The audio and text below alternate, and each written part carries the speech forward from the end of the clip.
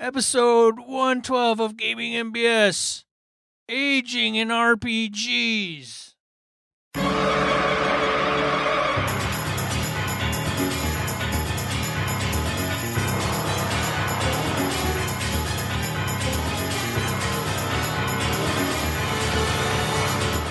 Welcome to Gaming MBS. I'm one of your hosts, Sean.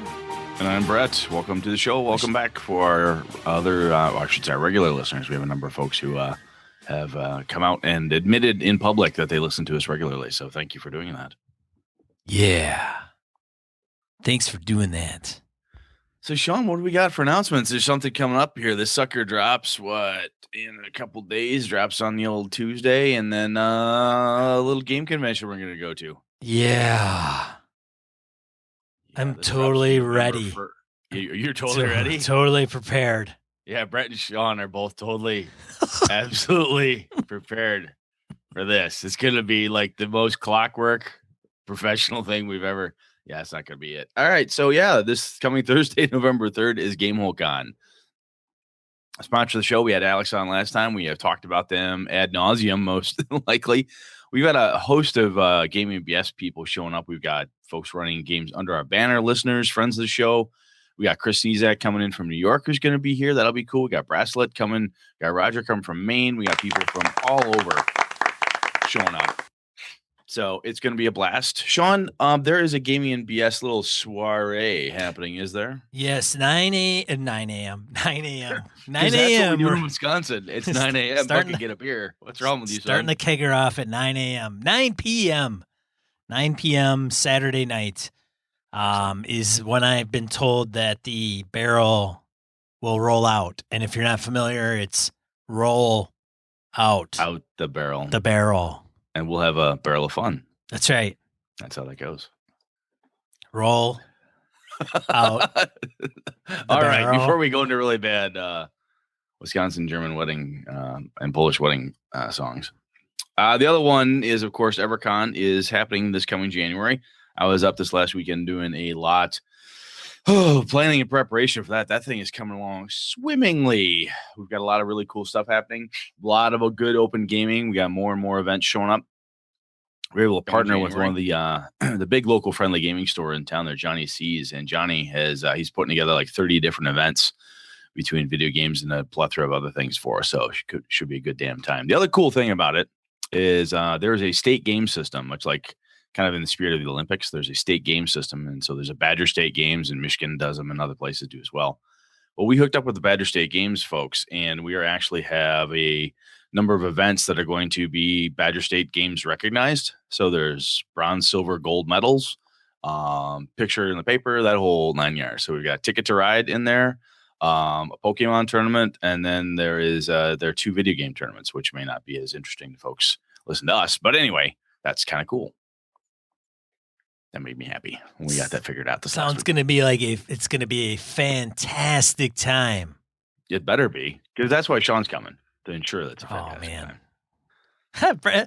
Brett's been on me. I haven't committed yet, which is terrible. I'm just going to keep saying that Sean's coming until when he doesn't show up. But people go, oh, what? Where's that Sean guy? It's the only reason I came. I'm going to drive all the way up there and all the way back home in one day. I've done it. It's not that far. 2.5 hour drive. You can do that. I suppose. It's a long day that I might crash.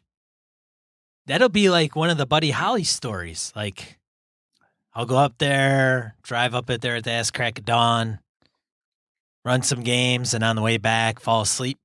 And do a little single prop Jeep or something. Yeah, my 6-cylinder engine Jeep goes off the cliff. There you go. Yeah.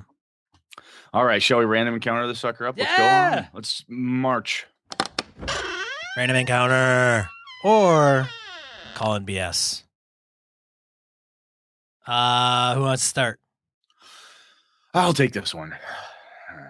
Let me gear myself up here. All right, Craig Huber commented to us on G+. He said he's been listening for quite a while. First time I'm writing. Love the podcast. Has become part of my weekly routine. Well, thank you, Craig. Awfully nice of you to say so. And I'm glad you keep listening.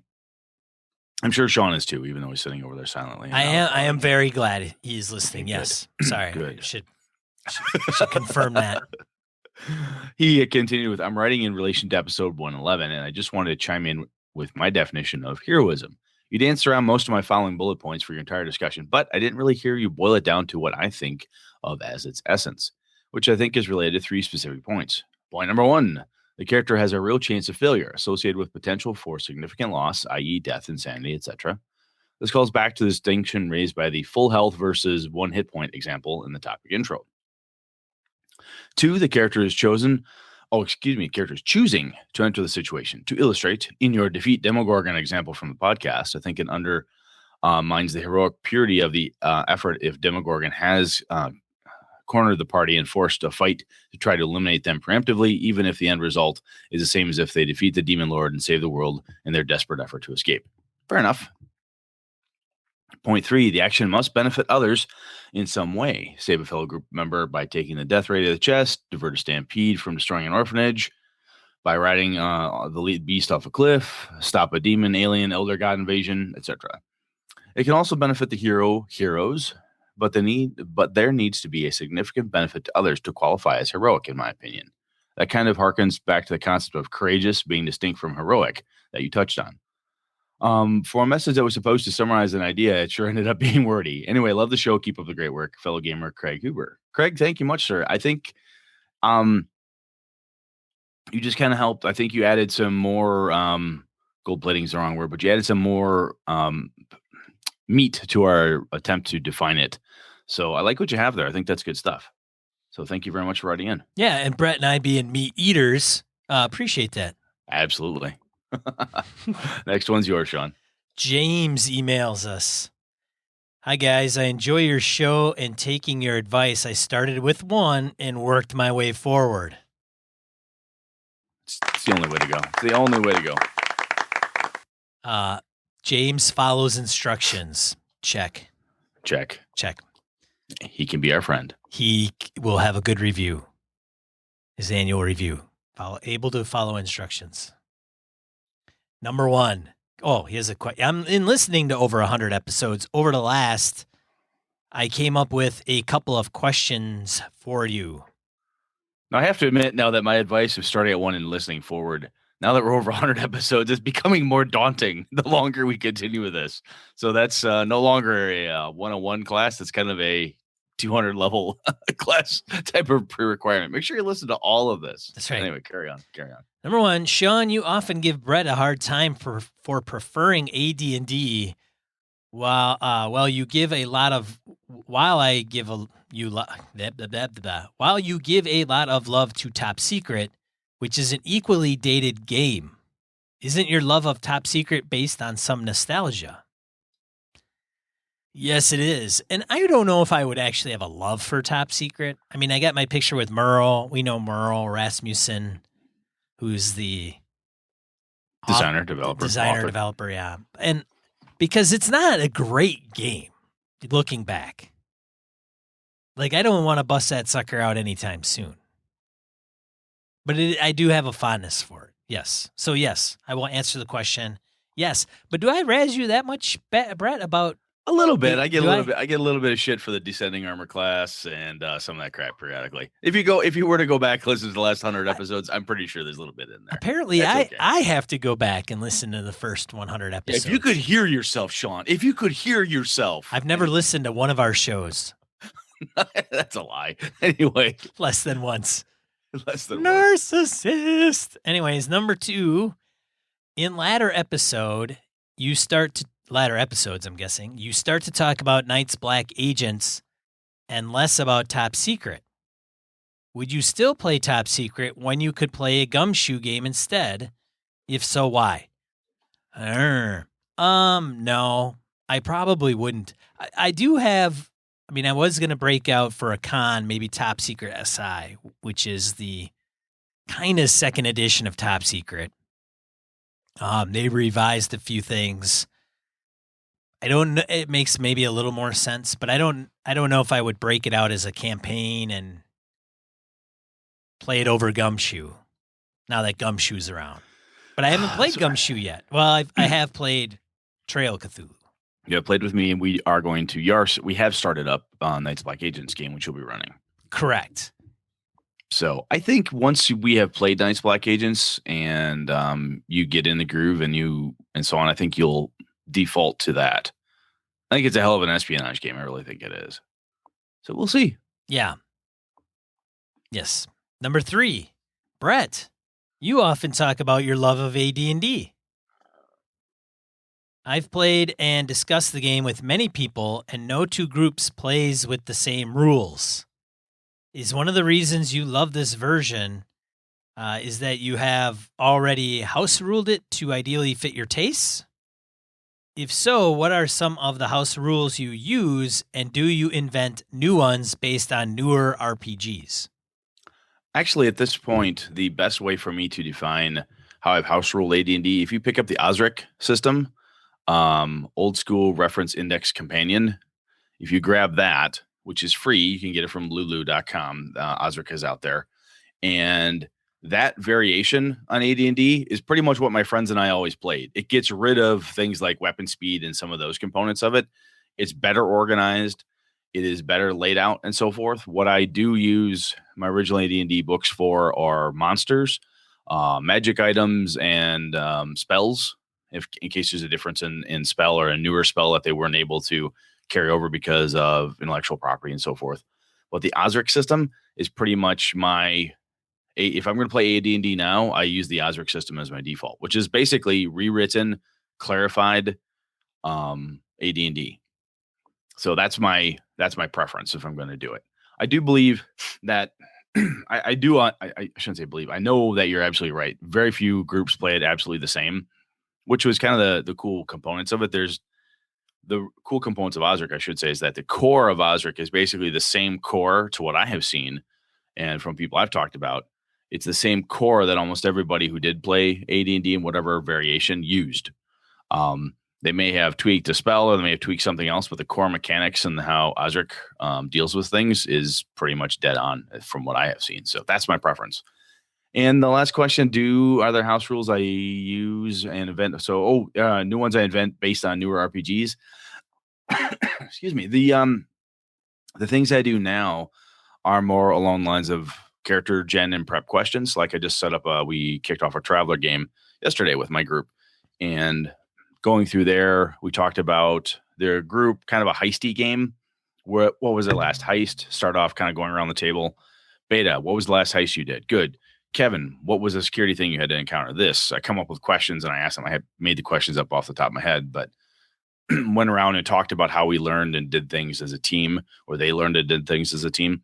So those type of prep things are newer that I've gleaned from other books, but nothing mechanically really that I would do in there. So there you go. So no house rules? Do you have a lot of house rules? Not for AD&D anymore. No. Because I just pull out Osric. I'm like this clunk. That's got everything I do. Sweet. Number 4, you've read a couple of messages from Pure Mongrel, who on the Wild Die podcast was revealed to be a frost giant. Would you mind asking him why frost giants prefer Foster's beer? Mongrel, please God, tell me that you are not the one Australian man I've met, or person, I should say. I've met men and women from Australia that actually drinks Foster's beer. Every Australian I've ever met says that is what the Brits would call cooking lager, and it's not for drinking. The only people I know who love Foster's are Americans. People here, people from Australia who've lived there for a long time or born, raised, and so forth. All the men and women there, like, oh Christ, you drink that shit. That's what I've gotten. So Mongrel, we're gonna have to answer this for James. So let us know. Do you drink? First off, are you really a frost giant? Because that'd be cool to know.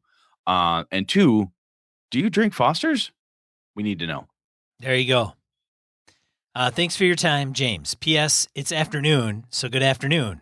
Good game and all. Nice. Good game and all. There we are. Good gaming all.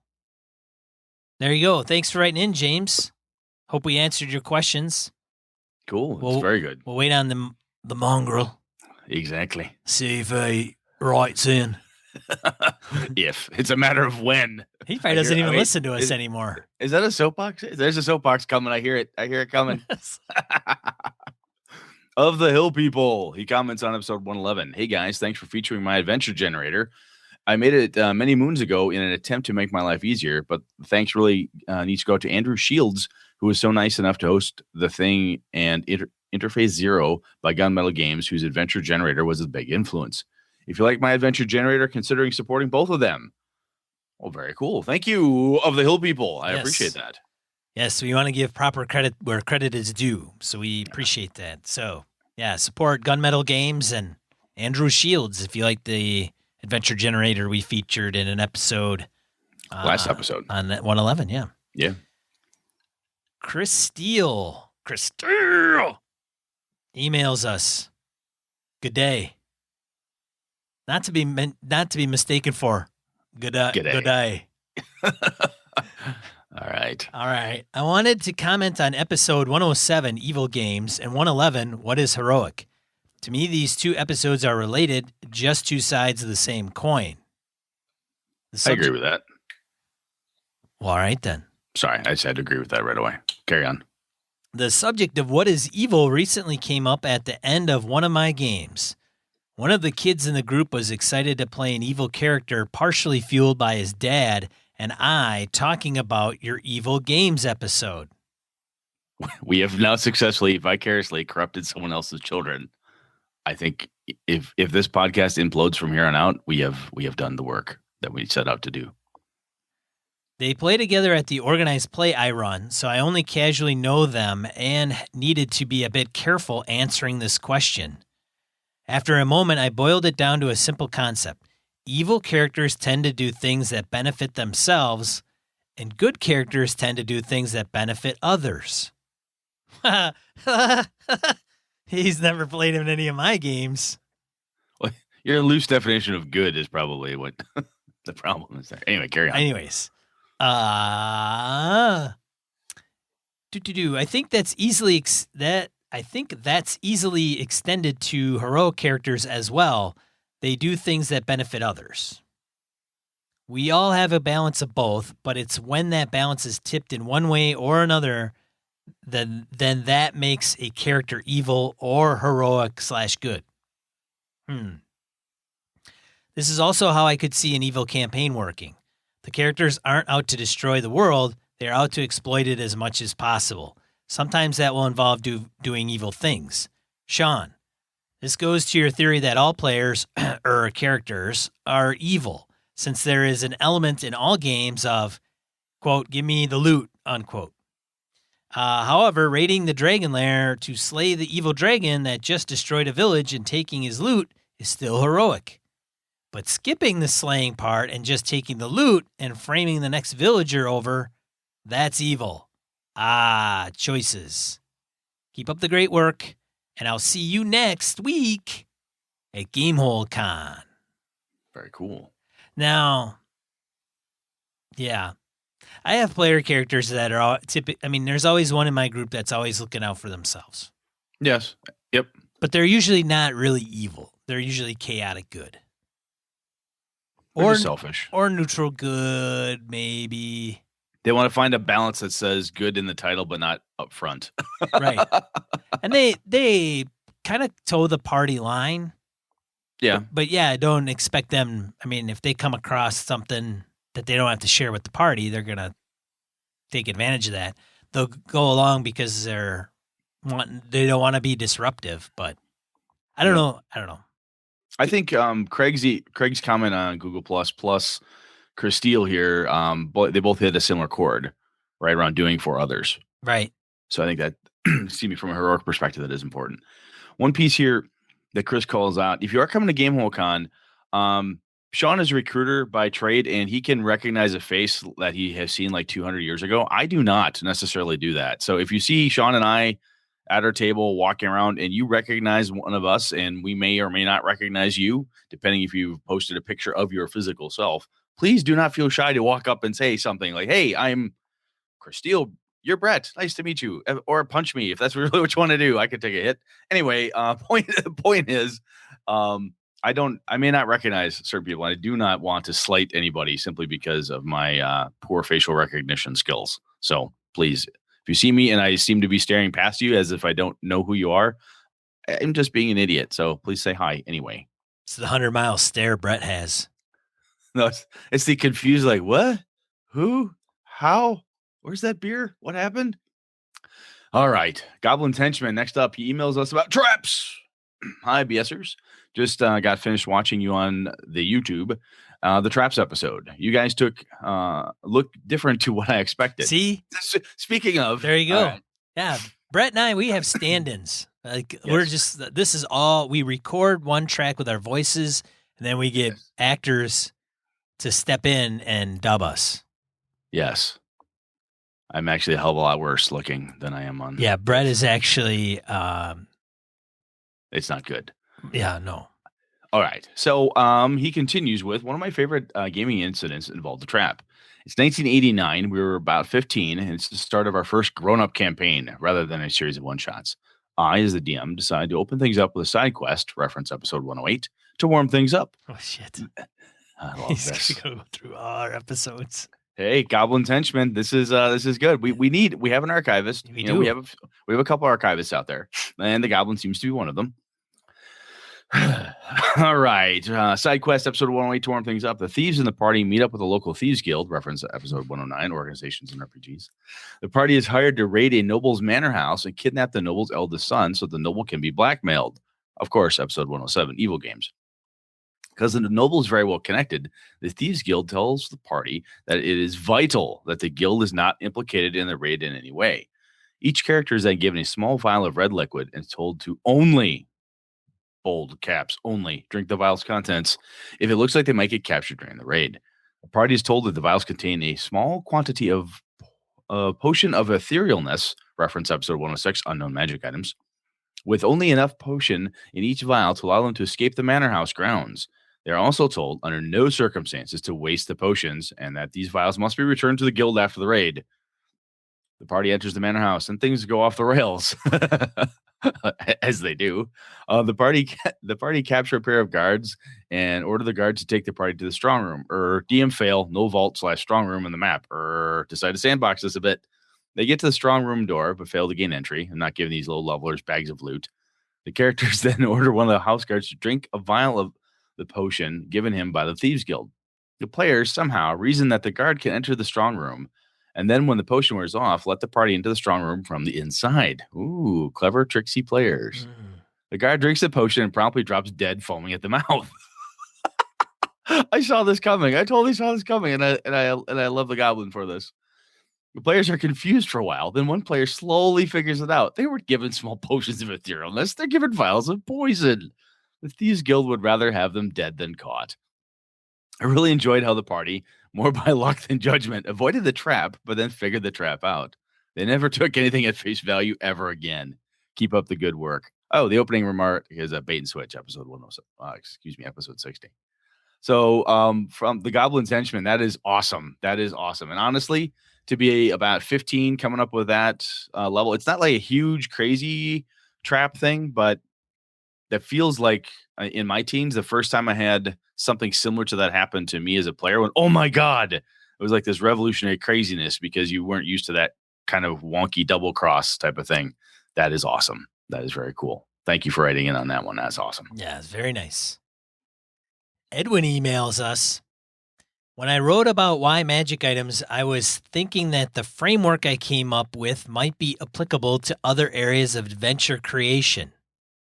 Let's give it a whirl. So this is going to sound really familiar if you heard us recite Edwin's email on magic item creating, because he's going to substitute that in the following way. So I don't know how I'm going to read this. I will say strike it, right? Okay. Yep. Why are strike magic items traps showing up? To strike reward, punish the players after their PCs have been through some down-up beats. This is about keeping the emotional roller coaster going. Punish might be the wrong word, but the ideas are there. To strike help.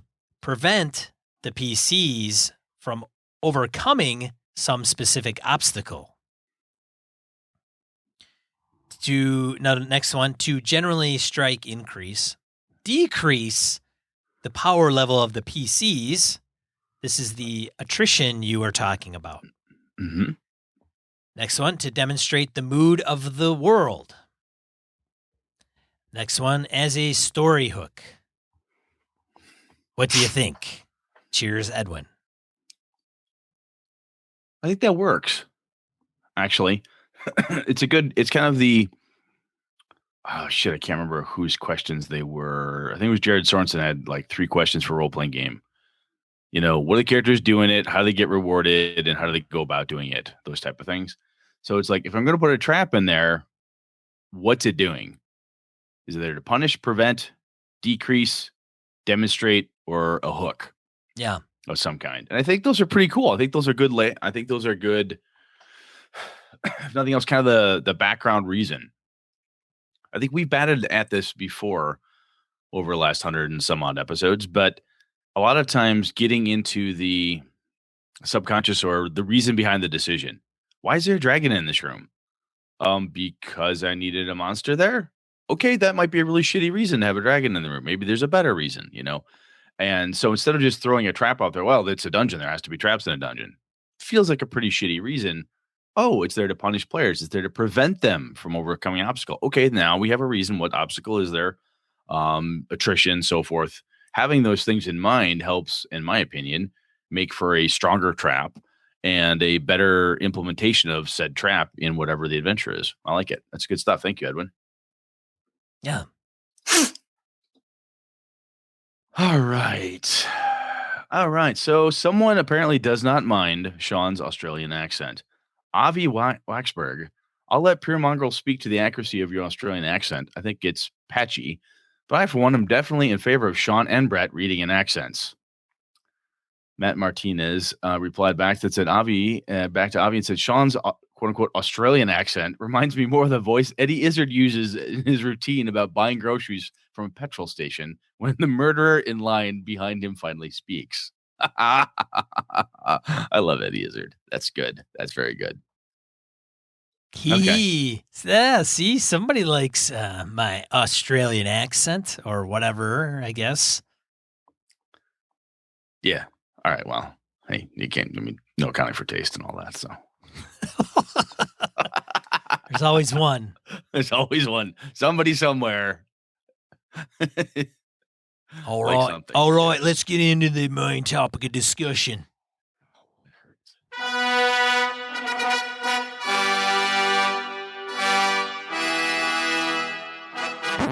Brett, we're talking about aging and role-playing games, Brett.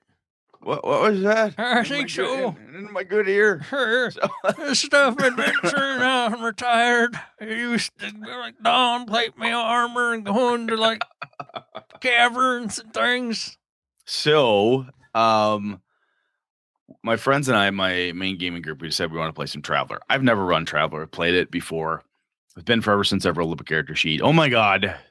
I forgot how convoluted it can be. However, still a ton of fun. We're using the Mongoose edition for those who care. Through that process, you start off, your character says you're 18, and every career path you go through, you age 4 years. And along those lines, at the very end, you're taking, you've gone through X number of careers. You're this old. You roll on this chart. You get different dice modifiers based on how old you are, how many careers. And you end up losing stats and ranks and bonuses and stuff because, hey, you're 60 now. Guess what? You're not as spry as a 20-year-old type of thing. So it does that. And then that got me thinking of, I remember in 2nd edition D&D, I think 1st edition has this too. Almost every version of every game I've played, I shouldn't say every game, a lot of games I've played have had some talk about what happens when you get older, right? A decrease in something, especially if you have spells or in fantasy games, like what happens with the potion of aging, or I remember people wanting to make sure their elves were wizards because when wizards had to cast spells that aged them, they didn't care because they lived for literally thousands of years and they really didn't mind. And it's interesting that because the other piece that came to me, what made the topic come to my mind is, so we do that once and everyone's 50 or 60 years old. They basically are the Traveler equivalents and this didn't happen in my group, but if you think about it, you're playing Traveler, and everyone's the equivalent of the movie Red, retired and extremely dangerous from the movie and comic book fame. Don't know what that is. Look it up. And you're like, oh, that's fine. It totally makes sense. And then halfway through the adventure, there's nothing that changes that, right? There's nothing in the storyline that it matters to.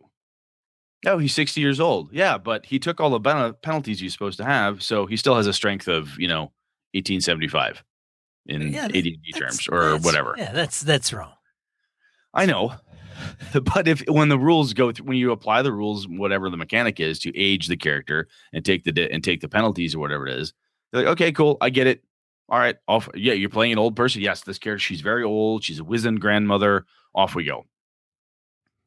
And especially when we were kids, it never affected anything in game. The story never changed. No one ever complained, oh, my hip, oh, my whatever's acting up. Nothing like that would ever happen other than periodically just to be silly. But there was never an impact to the storyline if your character was like 70 years old and they could go in and fight the same dragon that the 30-year-olds could do. Or they could do the same, ninja fighting Dracula in Night's Black Agents routine that some counterintelligence wet work person could do in the prime of their career. So I thought, Sean, have you ever dealt with aged characters or aging of characters in games? Have you used a rule system or just kind of thematically changed things or anything like that for characters? Yes. Good. Could you explain that or how you've done it? Give me an example. So AD&D first edition, we did play by the age rules. Many of us started out relatively young. But yeah, it was interesting because I don't know for those that play or don't play AD&D first ed, but it's based on, that's, I think, where it started somewhat. Well, aside from Traveler, I think there might be some argument on whether Traveler came first or D&D or whatever, but maybe not. AD&D was based on whether you were human or demi-human, and then it was based on class. Yeah. And we did it. If I was Elven and they had the age categories, so if I was middle-aged, then I would have a -1 strength and a -1 con. And then, but did you play the character different though? Well, so this is the argument here, if we get into that, is whether or not you let the mechanics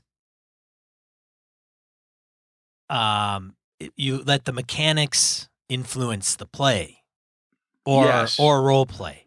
So if we're going to get into that, that may be a whole different story. That goes to, well, how do I role play an 18 intelligence if me, Sean, am only a 10 intelligent player? Yeah. So I get that.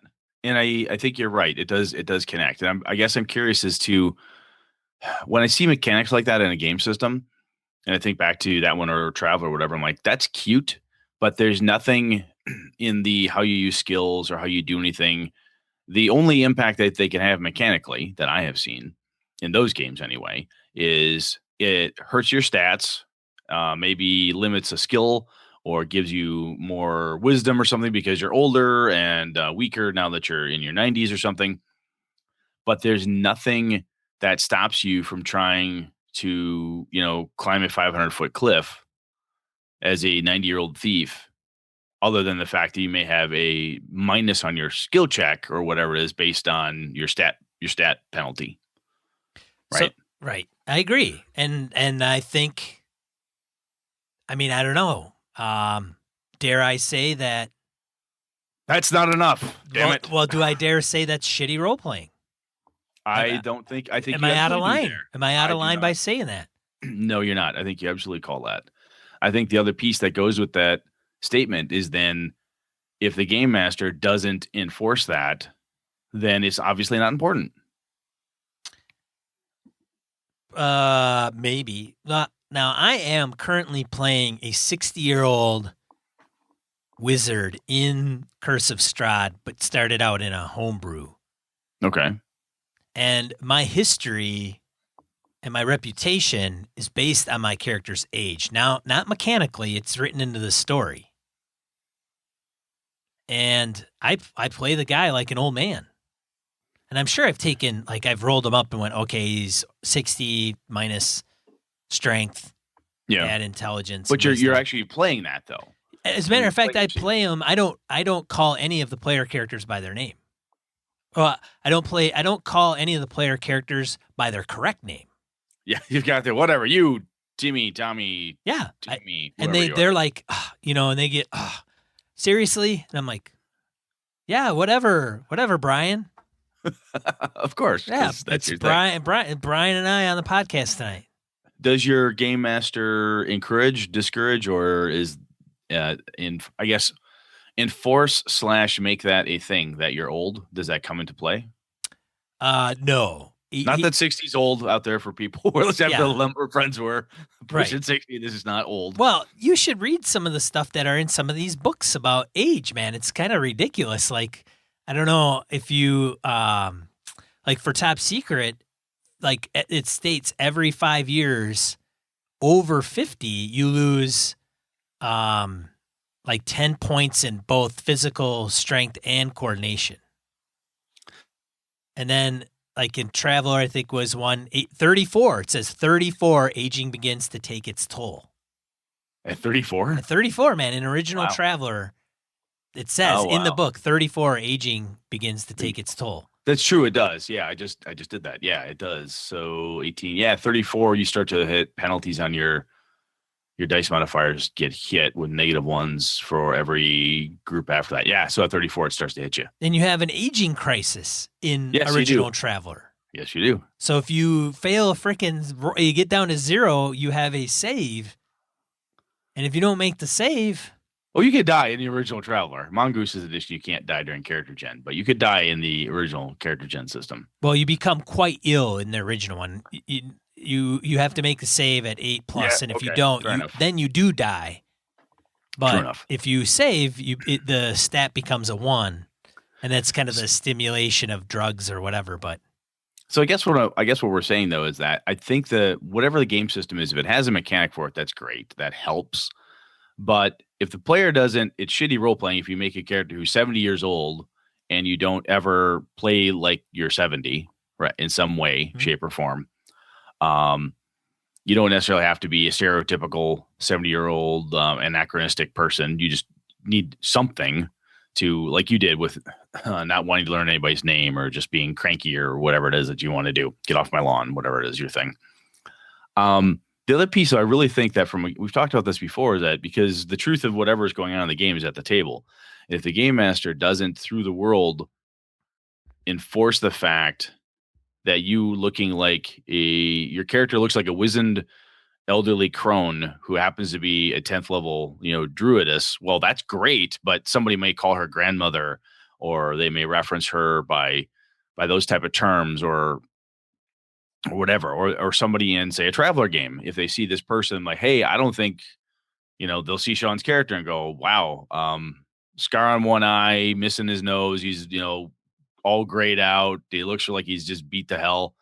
Probably typical Monday at the office. Typical Monday at the office. But if the NPCs, if the world doesn't react to you either dismissively because of your age, or old, or dismissively because of your youth, or something, a preconceived notion usually sets in. Some stereotypical something occurs because someone will treat you that way. I think you're doing an injustice to the player's character and their choice to make an older character. Now, you're assuming a game where age is obvious.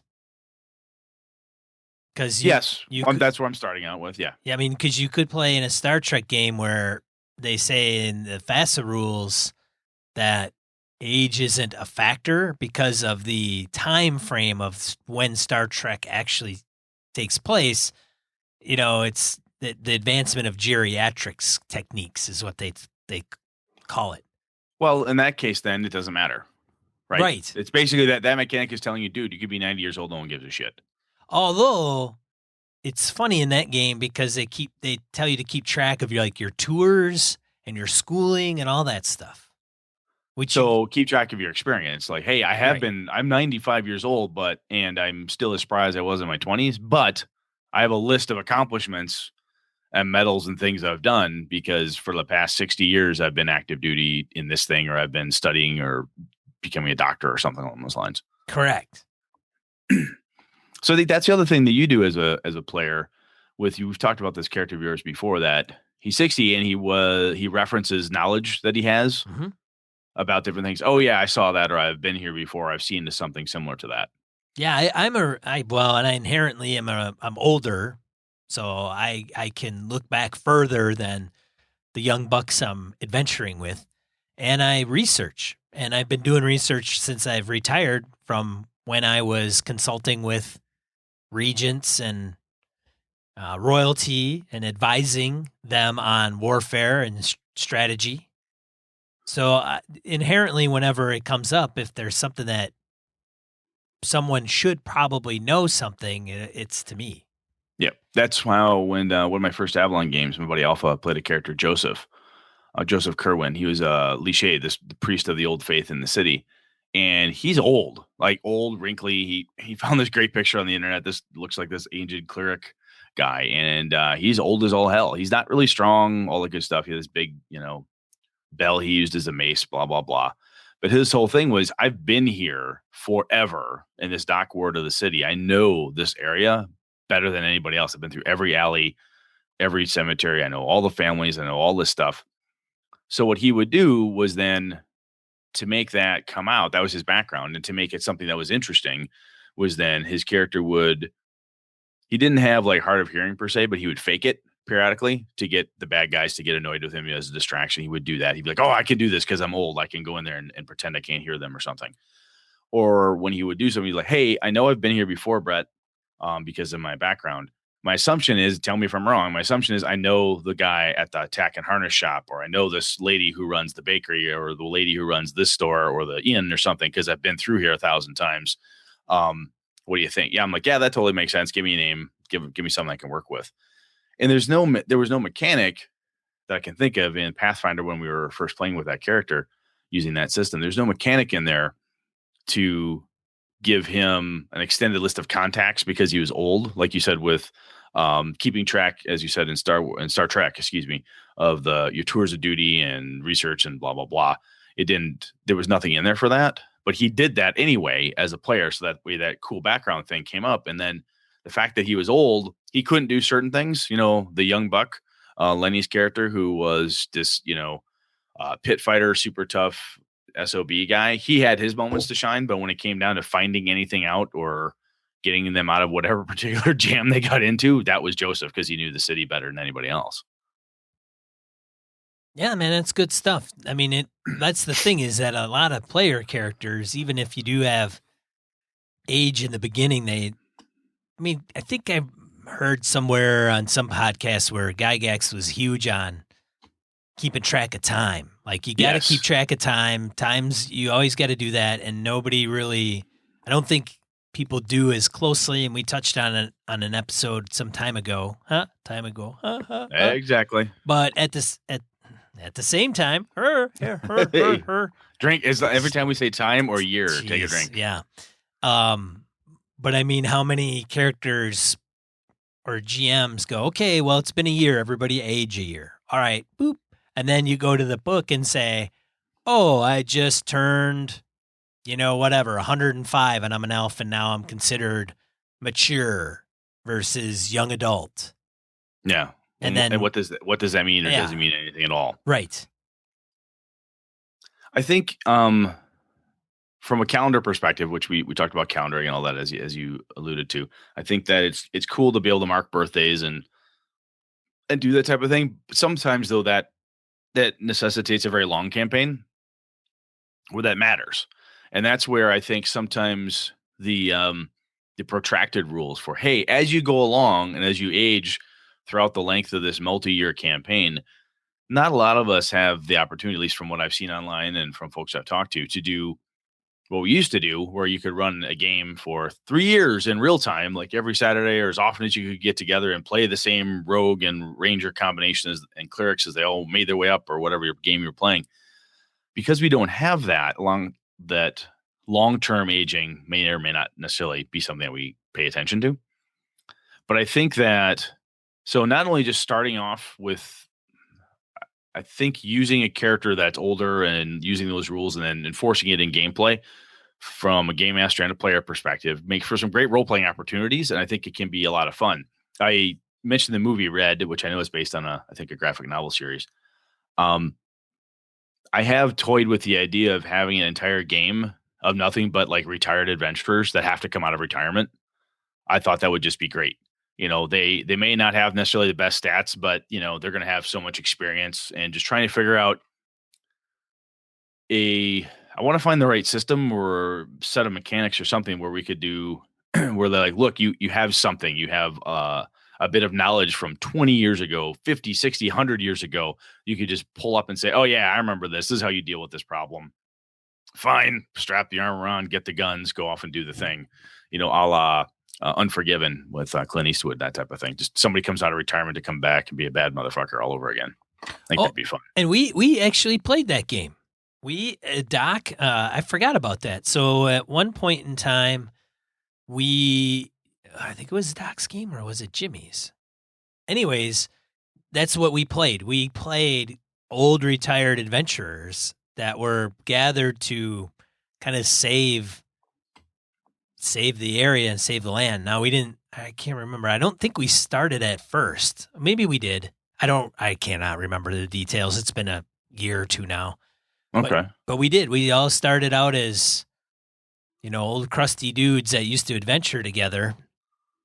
That's actually, I think the other, you mentioned the first level, and that reminded me of something I wanted to bring out, was that if you're playing a level-based game, you're like, well, I did 16 tours of duty because, I was in this group of military. I did this. I was in blah, blah, blah. And now you're a venerated elven whomever, and you're a king of the dwarven people, or you're an ancient whatever. That is a great opportunity to say, look, you're going to get dinged for like stats and maybe some skill points or ability shit because you're old. Your men and women they're older, but you're all 8th level. You're all 10th level. Right. Because you were retired at like the peak. Yeah, you might not have quite the endurance or whatever it is. You might have to go through a feat-based system and say, look, your endurance doesn't let you do everything you thought it used to, because guess what? You can't. Maybe a modifier or two here and there. But that's a great piece to start off with. Like, look, everybody, y'all want to play? I did that one time with a group of guys, and they're like, well, I want to start off like 10th level. I'm like, okay, everyone's like, y'all have to be like 50th level or 50 years old. Why? Is it because you don't just wake up at 10th level at 18? That's horseshit.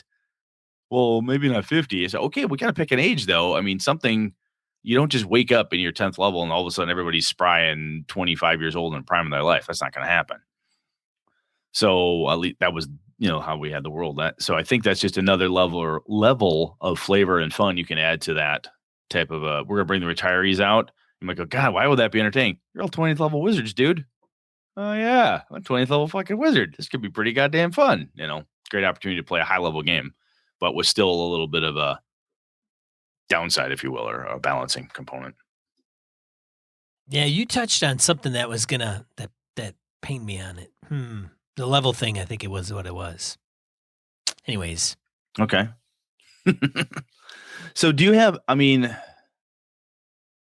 pretty sure that between us and, excuse me, damn it, our listeners, other people have done this. It's not like, oh my God, so on and so forth.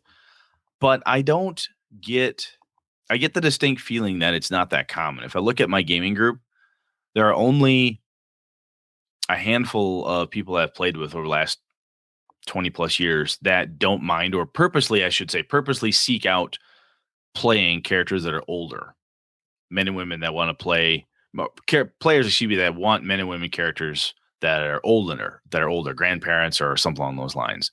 I don't get a lot of that. And maybe that's just because not all the players think it's very heroic to be elderly or something along the lines. And elderly can be a harsh term that turns people off. But Sean, is it prevalent in the games you've encountered the last few years, or kind of not as much? No, I'm going to tell you why. Ready?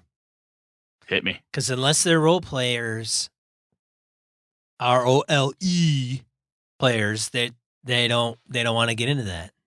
That's my opinion, because I think you're dead right, man. I really think you are. Because I think if you get into, sure, yes, you can be old and you can modify your your abilities, which may modify your skills, better or worse, right? But I think that to be heroic, they don't equate to being older, which may not be a fair statement, but I think that's what my gut tells me. That plays the piece in their decision. Yeah. And I mean, it's all about, it's kind of like sports, man. It's a young man's game. Yeah, not a lot of young woman's game quarterbacks. Not a lot of 6-year-old quarterbacks in the NFL or what. Yeah, they're retiring at what? I mean, 30-year-old. Holy cow! They're like, oh my god, he's 40 and he's still playing his position. Wow, she's an Olympic athlete and she's in her 30s. She's in her 30s. Like, oh, craziness. Yeah, I mean it's okay. So I think some of those games they're just. I don't know. If you're going to be a fighter and you're going to get older and lose a point of strength, it goes contrary to what you're trying to do, which is kind of go up in level and become better, bigger, badder ass. Unless you're a role player. Unless you're a role player and you're wanting to get into it on that side of things, which you can kind of, say screw some of those stat things that. Because I think they're kind of two different. I don't know, maybe not two different players, but you tend to lean one way or the other. Well, even if it's not a player tendency, if it's a thing you want to do this game, right? Or if it's a thing that you're more comfortable doing, yes, you maybe could do the other, but it's not fun for you. That's different. Other people, I have met some gamers who flat can't do the one or have no desire to learn it. Their goal is always build, eventually make a new character, build, make a new character. That cycle. They don't really get into, what my character is like or where he's from or how anything like that works or any of that shit. They don't care. They just want to build, kill stuff and take their money. That's called grinding in the MMORPG world. It absolutely is. It absolutely is. Which is why I can't play those games, because that just bores the shit out of me. But I think kind of when we had our Bard episode a while back, speaking of ancient episodes here, Bards are for role playing. And I think that this is another opportunity to take a character type or a class that you really like to play. I like to play half-elven rangers. I really like half-elven rangers. I'm going to take a half-elven ranger who's 150. I'm going to try that, or whatever the age bracket is for the character class. Or, I want to be in Traveler and I'm going to push it so I'm 60. I'm going to be in Star Trek or Star Wars. I want to be older and give myself something else to work with. So it's not, even if the game master doesn't say, if they're like, well, okay, whatever. It's something you as the player can bring up. It's no different than any other background, really. It has some immediate effects on the numbers on your character sheet, but it's basically just another background thing that you as the player need to bring up. Because if you keep bringing it up, any game master worth his or her salt, she'll look at that and say, you know what, Sean and Brett, they keep bringing up the fact that this is a thing, and they got Phil and Chris like kicking in on the old man grandpa vibe and the joking and stuff. You know what, I'm gonna have some NPCs start treating them like this, so then it becomes a thing. So I think not a real necessarily meaty heavy duty topic, but I think it's one more thing that players can do to take an old idea or something that's kind of like, oh yeah, you're a dwarven cleric again. Really? Another one. Oh, you're a space ninja. Oh yeah, again, space ninja. What should be, a 95-year-old space ninja? Try that. A little different. Well, and you can always incorporate that into the kind of the plot, story, whatever. So, these little snot-nosed bastards that think they're adventurers, like, are going to take on some great task for, king and country, queen and country, whatever. And then it's like, really? You got no credibility here, you little whippersnapper. I'll let you go if you take Angela's character, because she's 65 years old. She's hardened in battle. She knows everything about this place. You take her. You bring her with you. If you can get her to go with you, young punks, maybe you can do something. Yeah, so I think it's got to, if you got a player that wants to kind of take into the age game and embrace that, game masters got to leverage that. Absolutely. I think the if you take it too far, like, oh, don't break a hip. Oh, you broke your hip. I mean, those that can get a little old. I mean, we do have mechanics for stat differences and so forth. And if you push any background concept too far, it can be kind of hokey or it's too kitschy. You push it too much, but the player should use it and leverage it throughout. I think it makes for some really fun times. I go back to what you said about your current character, your mage you're playing. My buddy Alpha, when he was playing Joseph, Kevin has played an elderly grandmother in an Avalon game too. He was great at that. It was a lot of fun. Zave has played older guys before. It's fun. And they pushed it, and they use that as a springboard for how they treated the world around them and how they treated other player characters. Like you said, forgetting someone's name, referred to everybody as Sonny, Kid, whatever. Well, part of that is true because I couldn't, like, at times I had their names written down, and I started like calling them the wrong, like, just like, so. One of the guys' character's name is Valdemar, and then there's another one called Herzig. So I called them Voldemort and Herzog. I mean, it's like close enough where you're like, yeah, I remember the name. And literally it started out with, I wrote them down and I'm like, okay, you're this guy, you're that guy, you're this person. And then I started calling them by the wrong name and they're like, that's not my name. So then I just like, yeah, okay, whatever, Voldemort. I'm just going with it now. Yeah. And then it would be like Vildahar, Yeah. My name's not Vildahar, whatever. And then, if I didn't remember a game session, it didn't matter because I'd just be like, huh? What happened last week? I don't remember. Oh, don't you remember we talked to this guy? And I'm like, I don't know what you're talking about. What are we doing right now? I'll tell you else who's actually a lot of fun with it right now. It's Tom Flanagan is playing Grandma in an Avalon game I'm running for Kev Thulu, Emily, and Chris and Tom, and it's a lot. He's doing a really, really good job. He's he's got a lot of really kind of okay, I'm going to do this, I'll do that. He's not like going crazy over the top with it, but his character is older. The way he plays her, the things he does, how she approaches problems, never rushes in. It's just the way he's methodically going about presenting this character. It's very clear she's elderly, but she's also really fucking lethal because she's a druid and she has some pretty powerful spells and she's whooped the crap out of a few people already. So it's fun. It's like I said, I think and Tom's a hell of a role player too, like Kevin and the guys I mentioned. And I mean, you do a damn good job too, Sean. So no slouch to you as well. Yeah, thanks, dude.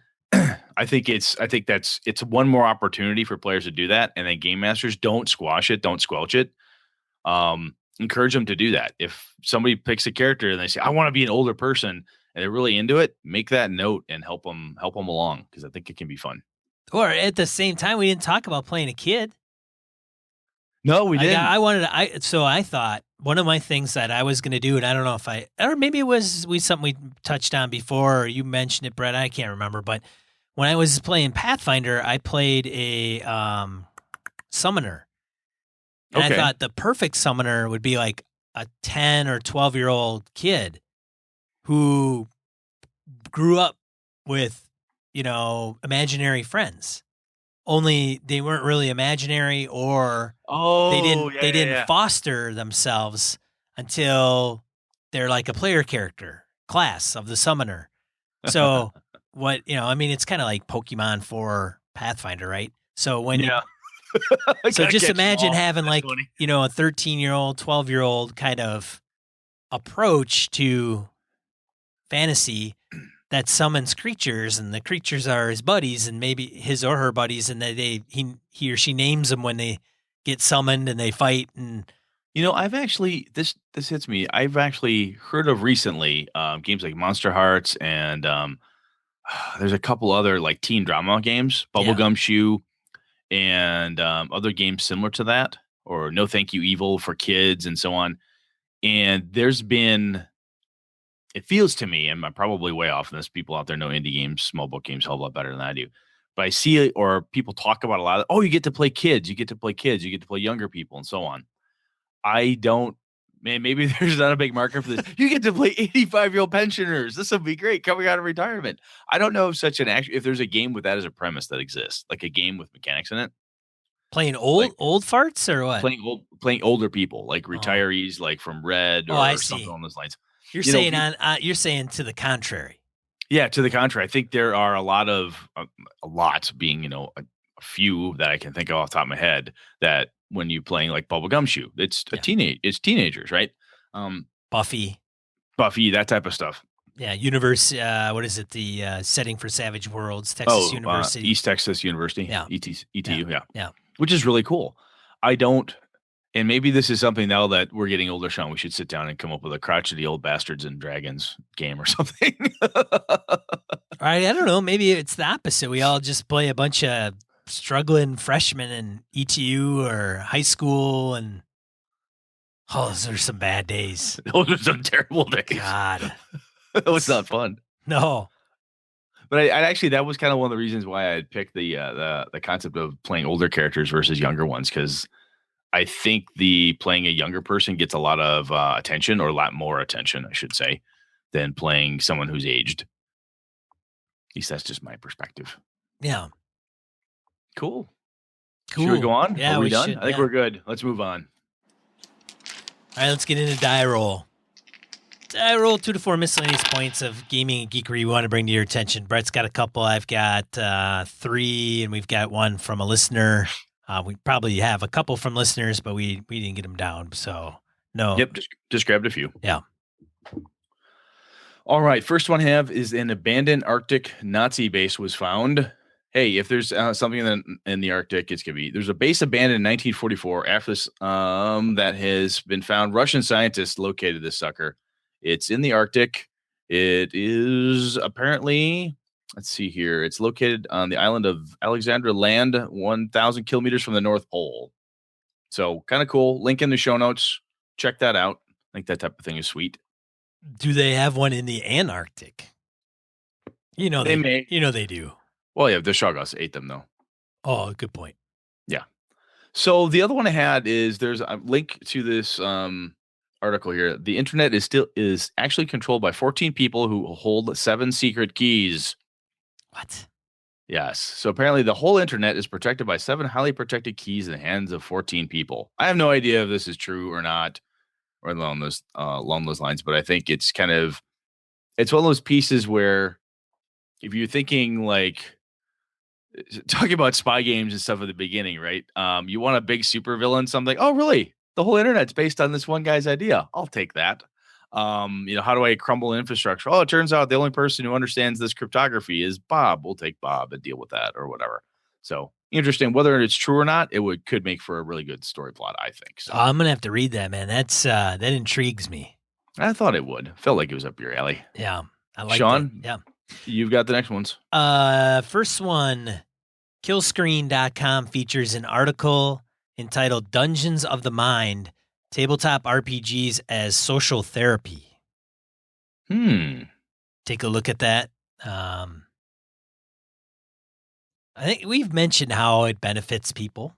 Yeah, absolutely. Yep. There you go. Another one.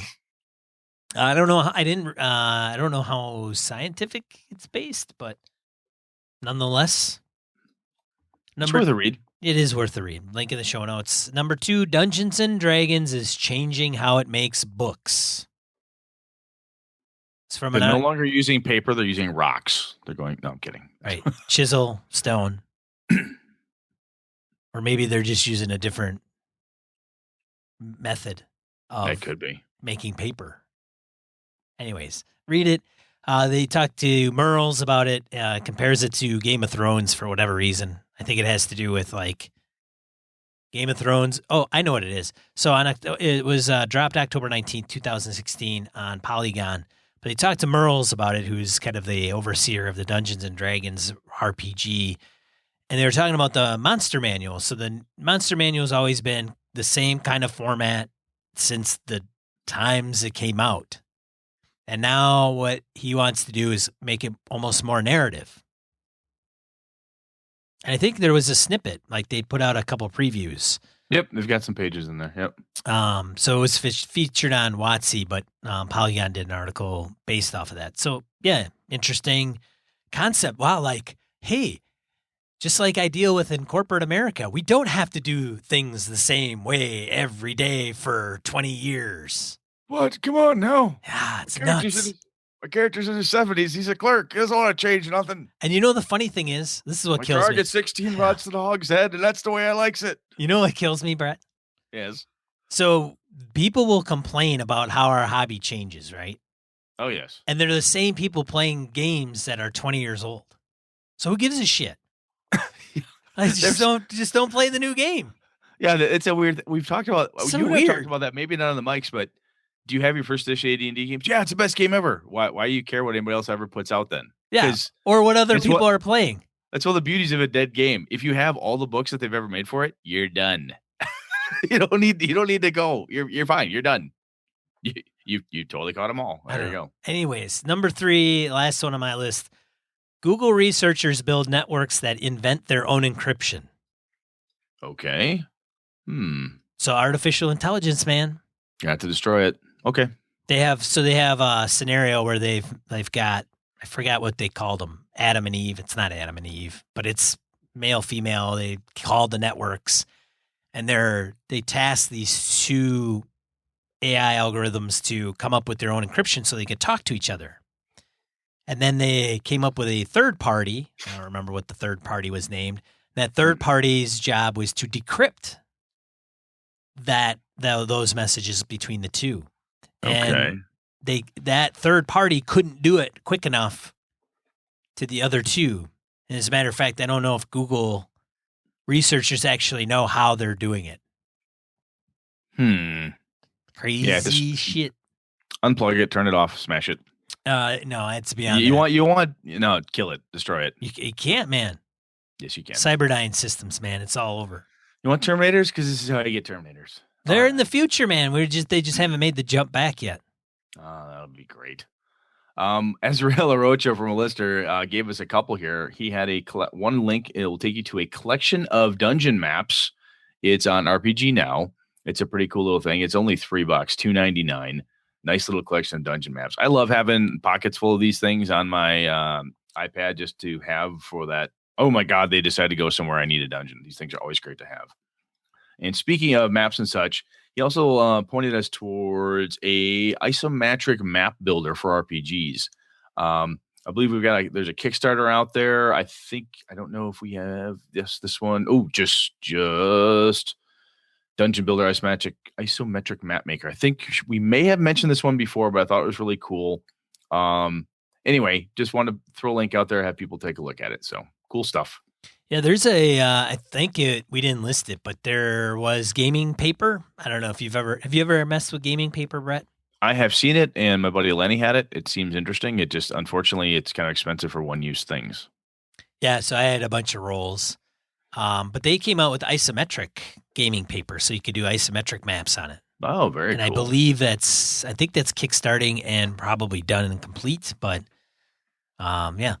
I like isometric maps. They're super I think they're cool. Oh, they're really neat looking. Yeah. They're very cool looking.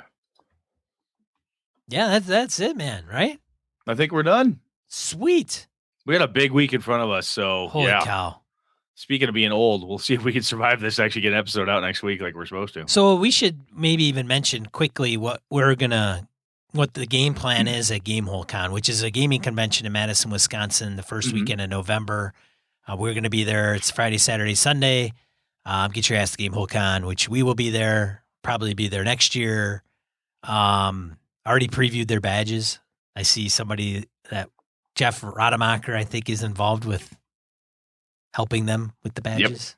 Yep. Anyways, so Brett, Friday, what are we doing? Do you know? Do you remember? I've got games. This freaking guy. I got a game I got to run, and you got a game you're running too on Friday, don't you? I do have a game I'm running on Friday. I have got you and I have an interview Thursday before the con. We're doing that one. Oh shit, we have who are we? Are we interviewing? Is that who else have we got on Friday? What's going on Friday? Which one is that? So Friday is I'm pulling it up right now as I delay for time. Come on, Google Docs. So Friday we will be. We have the WotC seminar at 10 a.m. That's right. Then at noon I run my Force 5 from Alderaan. And then I'm done at 2. I go from 2 p.m. to 6. I got a 4-hour shot. of Siege at the Forsaken Inn. That's my MERP game on Friday. So starting at 2, going for 4 hours there. So as Brett is doing that, there is a potential of us picking up the Mark Miller seminar. So if you're not familiar with who Mark is, he's the guy behind Traveler, almost every edition except for maybe GURPS. I don't know if he was involved with that one, but Mark, I think he was. Yeah, but so that's Friday. So literally, I might be done at 2:00, and if I am, who knows? Maybe who knows what I'll do? That might be a good break for me. Yeah, if we've got space at the table, you could run something. I mean, yeah, maybe grab Sneezak, make him run some Dungeon World for you or something. That may be it. And then Saturday, and then we may be doing I don't know. We haven't decided whether we're going to recap the whole con or day by day, but we don't know if if you listener fan appreciate that stuff, we may do it in one of our episodes like that weekend and just sum up the whole weekend. Right? Fair enough. But Saturday. Yep. Yeah, Saturday I have a 10 a.m. game to Save Ourselves, which is my Warhammer First Edition fantasy roleplay game. That's from 10. That'll go for 4 hours. That'll keep me busy for a bit. And I got I got one too. Same time? At 10 to 2. Awesome. That's my Forget About It Savage Worlds game. And the nice part is because we'll be in the same area, you can you'll have the same problem that Alpha's had running next to me at a small convention, is that I'm loud. So that'll be fun. We'll be shouting over each other. Well, that's just fantastic, Brett. And then at 2:00, after we're done, we rush off to catch Monty Cook games. So Monty and Shauna. What's new? Yeah, it's What's New with Monty Cook games at 2:00 on Saturday. We'll be doing that one. As everybody knows, Cookie Monster. Yeah. Which I expect that we'll be stopped at the door, slapped, and sent on our way. No, I doubt it, because he doesn't even know who we are. That's the beauty of it. That's why having like 5 listeners, he thinks we're a bunch of jokers, man. Where are these ass clowns? Yeah. Yeah, that's I hope that's what that is. And then of course 9:00 we mentioned earlier in the show is when the soiree will probably be rolled out. Now, I should also mention that I believe Saturday evening is also Peter Atkinson's soiree.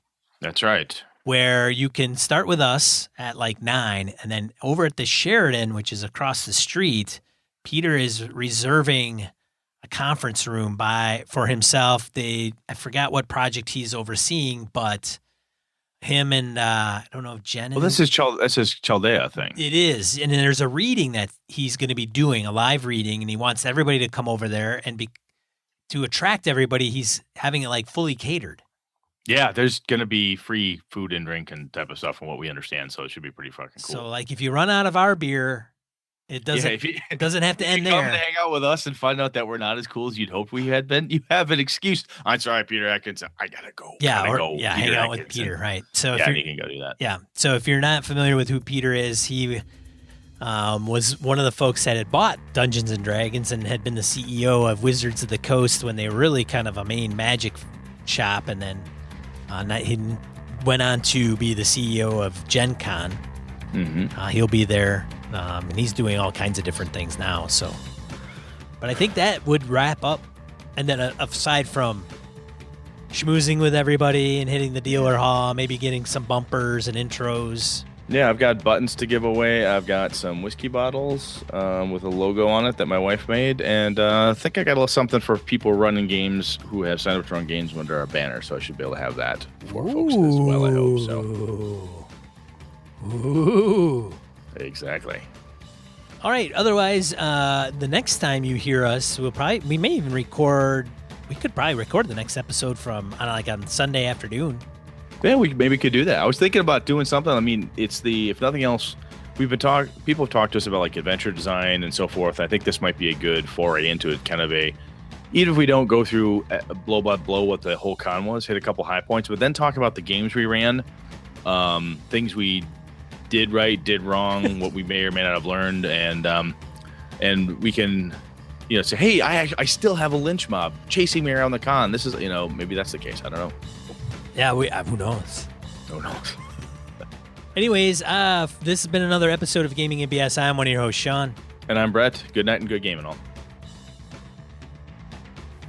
Gaming MBS produced with the help from the following patrons: Christian Sexy Voice Serrano, Kevin Lovecraft, Joe Swick, Brett's Biggest Fan, Steve Day, Jeff Rademacher, Forrest DeGary, Mark Anthony Benedetti, Bruce Cunnington, Eric Jeppesen, Andy Hall, Misdirected Mark Productions, Sean Nicholson, Tim Jensen, Chris Steele, Old School DM, Knights of the Night Crew, Palladian, Jason the Beard Blaylock, Remy Bilodeau, Jason Hobbs, Mirko Froelich, Wayne Runner Humfleet, James Carpio, Na Caprio, Tony Baker, Pure Mongrel, Lord Tentacle, Corey Johnston, Eric Tankar, Brandon Barnes, Mark Tasaka, Brett Pazinski, Tim Shorts, Eileen Barnes, Chad Knight, and Dan LaValle. Consider becoming a patron. For the cost of a coffee shop coffee, you can support the show for an entire month. Whoa.